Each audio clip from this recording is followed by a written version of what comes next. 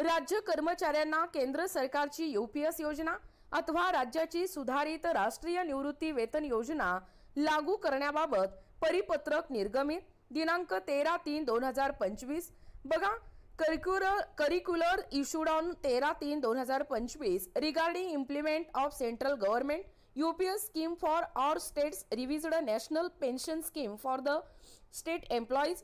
राज्य कर्मचाऱ्यांना केंद्र सरकारची एकीकृत निवृत्ती वेतन योजना अथवा राज्य शासनाची सुधारित राष्ट्रीय निवृत्ती वेतन योजना ही लागू करण्याबाबत शिक्षण संचालनालय यामार्फत दिनांक 13 मार्च 2025 रोजी महत्त्वपूर्ण शासन परिपत्रक निर्गमित करण्यात आला आहे।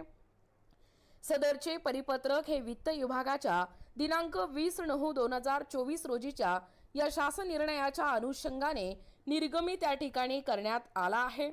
सदरचे परिपत्रक हे विभागीय शिक्षण उपसंचालक सर्व, शिक्षण अधिकारी माध्यमिक जिल्हा परिषद सर्व, शिक्षक शिक्षण निरीक्षक उत्तर दक्षिण पश्चिम मुंबई व अधीक्षक वेतन व भविष्य निर्वाह निधी पथक माध्यमिक सर्व यांच्या प्रती सादर करण्यात आलेला आहे।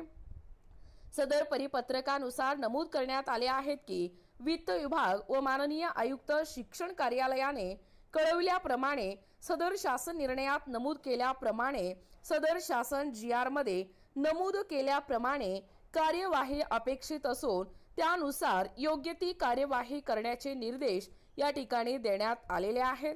बघा, राज्य शासनाच्या या सुधारित राष्ट्रीय निवृत्ती वेतन योजनांमध्ये सहभागी होण्याकरिता द्यावयाचा एक वेळेचा विकल्प दिनांक 31 मार्च 2025 पर्यंत संबंधित कार्यालय प्रमुख किंवा विभाग प्रमुख यांच्याकडे सादर करायचा आहे।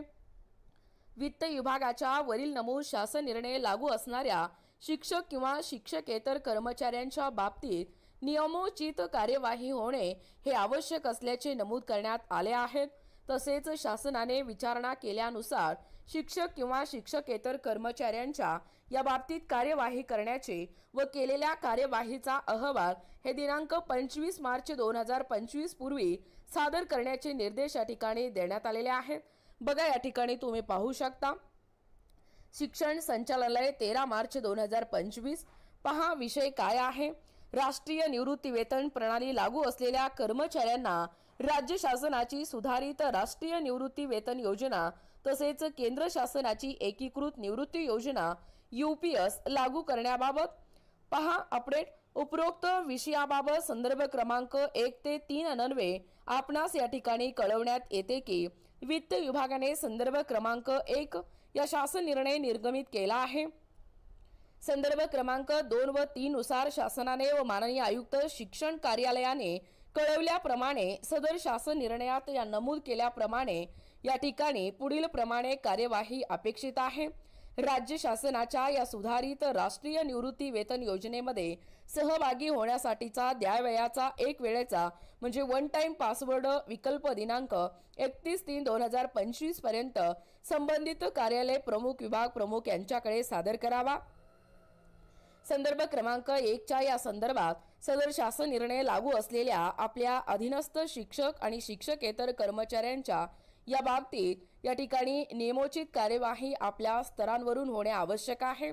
त्यानुसार उपरोक्त संदर्भ क्रमांक 2 अन्वये शासनाने विचारणा केल्यानुसार संदर्भ क्रमांक 1 शासन निर्णयामध्ये नमूद केल्याप्रमाणे सदर शासन निर्णय लागू असलेल्या या शिक्षक आणि शिक्षकेतर कर्मचारी यांच्या बाबतीत कार्यवाही करावी व केलेल्या या कार्यवाहीचा अहवाल दिनांक 25/3/2025 पूर्वी या संचालनालयात सादर करावा।